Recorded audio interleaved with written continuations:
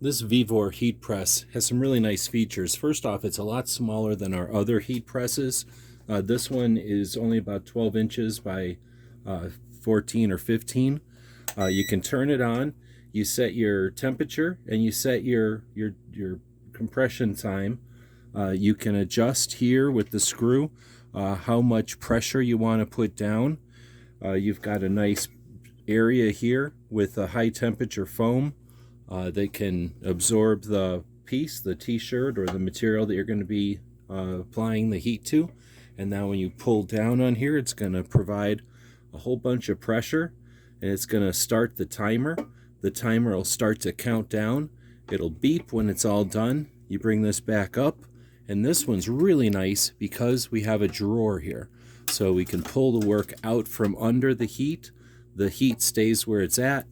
Everything underneath here pulls out right back in like that drawer, presses down, the timer starts up, beeps when it's done.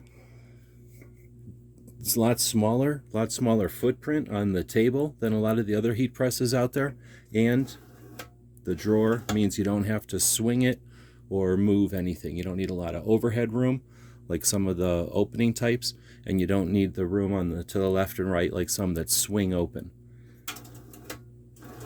Hope this helps.